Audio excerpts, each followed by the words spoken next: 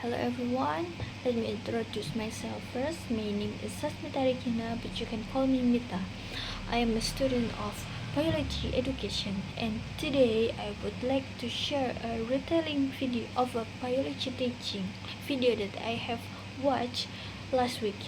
The video shows how the teacher teach her student about invertebrate animals, especially worms, in very fun and interactive way. The lesson starts with a review.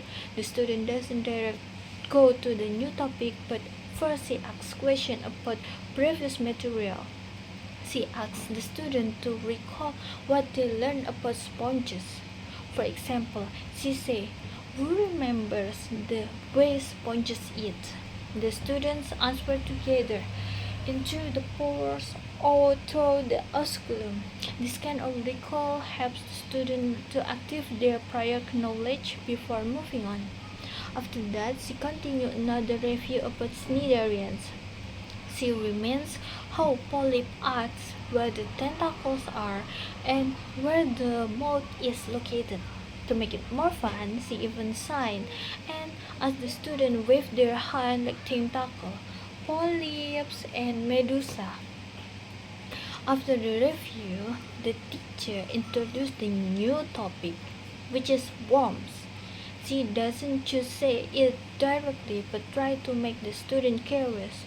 She asks, "What is the next phylum we are going to talk about?" Some students guess wrong, like musculus and cnidarians, until finally the teacher tells them, "Today we are going to talk about worms."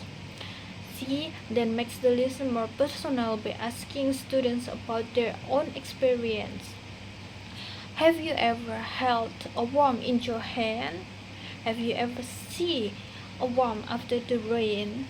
Almost all students have seen worms, so they feel connected to the topic. Some students even joke about eating worms, which is make the classroom lively. The next part is about student presentation. A group comes in front and present about flatworms. They mention examples such as planaria, tapeworms, and flukes. They explain that some flatworm and parasite that can cause disease in humans. The teacher listens and sometimes give feedback, like repeating the important term so the whole class remember. For example, when the group say acylomate, the teacher asks the whole class to repeat the word together. This helps the student learn scientific vocabulary in a clear way. After presentation, the teacher prepares hands-on activity using clay. This is probably the most interesting part of the lesson. She tells the student that flatworms are tripoplastic, meaning they have three cell layers. To help students understand, she gives three colors of clay: red for the ectoderm, blue for the mesoderm, and yellow for the ectoderm. Such that each student gets some piece of clay and the student have to roll and shape the clay into worms. The teacher guides them step by step.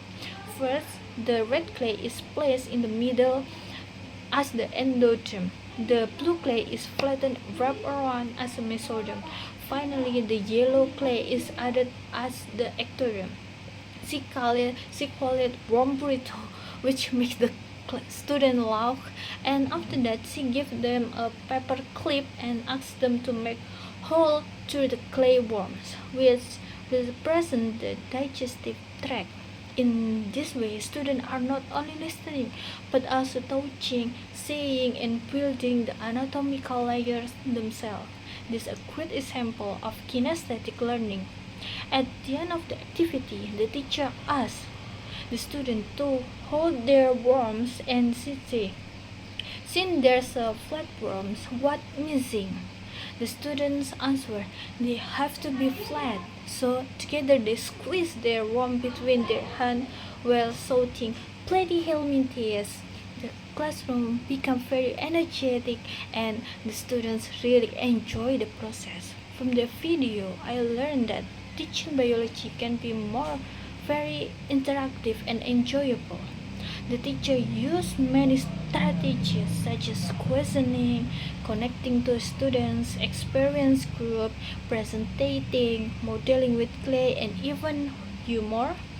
This kind of approach helps students remember difficult biological concepts more easily because they are not only hearing the information but also seeing and doing and experiencing. So, in conclusion, the lesson from that video is that creative teaching method can turn a complex topic like anatomy of worms into something exciting and memorable for students.